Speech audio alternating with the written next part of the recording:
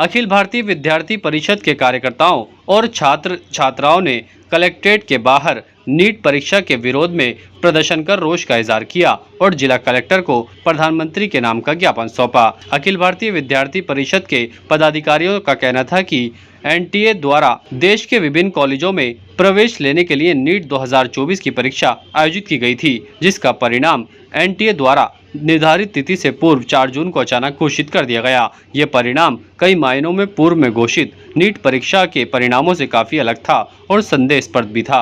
इस संबंध में उन्होंने विभिन्न मांगे रखी हैं। उन्होंने मांग की है कि अप्रत्याशित रूप से अत्यधिक संख्या में स्कोर इस रिजल्ट में जो बच्चों को दिए गए हैं उनको हटाया जाए। इसके साथ ही इस परीक्षा को निरस्त करने की भी उन्होंने मांग की है। इस दौरान एबीवीपी के पदाधिकारियों और कार्यकर्ताओं की पुलिस से झड़प भी हुई। ज्ञापन देने वालों में एबीवीपी के महानगर मंत्री उदय सिंह शेखावत, राष्ट्रीय कार्यकारिणी सदस्य आशुराम डाकिया और अन्य कई पदाधिकारी और सदस्य भी मौजूद रहे। उन्होंने कहा कि अगर इस नीट की परीक्षा को रद्द नहीं किया जाता है और सीबीआई से जांच नहीं करवाई जाती है तो उनकी ओर से उग्र आंदोलन किया जाएगा, जिसकी समस्त जिम्मेदारी सरकार और जिला प्रशासन की होगी। आज अखिल विद्यार्थी परिषद और के जुड़े कार्यकर्ताओं ने जो नीट के अंदर जो धांधली जो गड़बड़ी हुई उसके खिलाफ प्रदर्शन किया। विद्यार्थी परिषद ने मांग की कि जो नीट की सीबीआई जांच हो, ऐसे पेपर आउट की पुनरावृत्ति नहीं है। जो आरोपी गिरफ्तार हुए हैं 5, उसके अलावा भी कई आरोपियों की उच्च स्तरीय इस पर जांच करके आरोपियों को गिरफ्तार करो और नीट का जो पेपर है उसकी निरस्त करने की हम लोगों ने मांग की है। और अब यहाँ पे कलेक्ट्रेट के बाद सैकड़ों विद्यार्थियों ने प्रदर्शन भी किया है, पुलिस से धक्का मुक्की भी हुई है, कई छात्रों को पुलिस ने डराने का भी प्रयास किया है। आज हम यहाँ पे इसलिए आए हैं क्योंकि एनटीए ने जैसे नीट के पेपर में गजब की धांधली हुई है। केवल 1563 को ग्रेस मिले हैं, पर फिर भी 30-30 हज़ार बच्चों की रैंक का डिफरेंस आया है, जो कि आ नहीं सकता इतनी आसानी से। मतलब फिर ऐसे ग्रेस मार्क्स से ये नहीं हो सकता।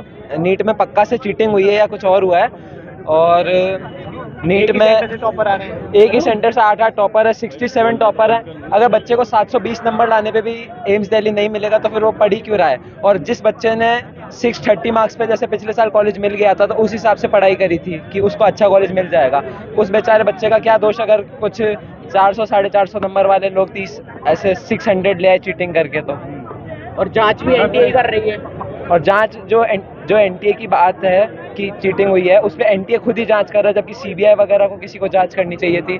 हमारे जो परीक्षा मंत्री हैं उन्होंने बिना किसी जांच के कह दिया कि एनटीए में कोई धांधली नहीं हुई है। अब हम चाहते हैं कि री रिजल्ट हो और जो जिनकी भी चीटिंग हुई है या सब हुआ है उन सबके मार्क्स वापस पहले जैसे करे जाएं। 2024 की नीट की परीक्षा में परिणामों में जो धांधली हुई है उसका विरोध करने के लिए, जैसे कि 67 बच्चों के इस बार 720 में से 720 आए हैं, जिसमें से 8 सभी एक सेंटर से थे।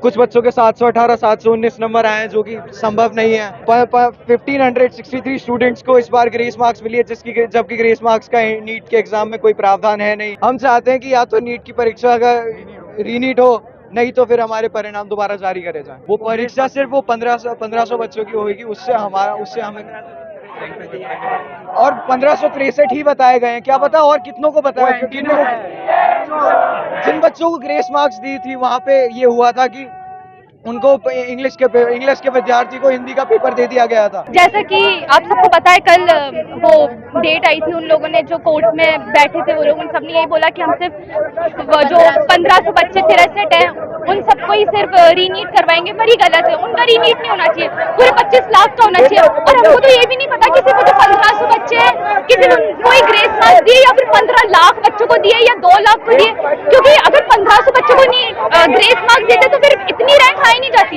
28,000 या 22,000। इसका मतलब कुछ ना कुछ गड़बड़ घोटाला और है। कम से कम 1500 तो नहीं, 15 लाख लोगों को इन्होंने ग्रेस मार्क्स दिए और इन्होंने ये बात कल छुपाई है। तो हम बस यही चाहते हैं कि रीनीट हो। ताज़ा खबरों के लिए देखते रहें सरेराह न्यूज। अपना फोन उठाएं और सब्सक्राइब करना ना भूलें।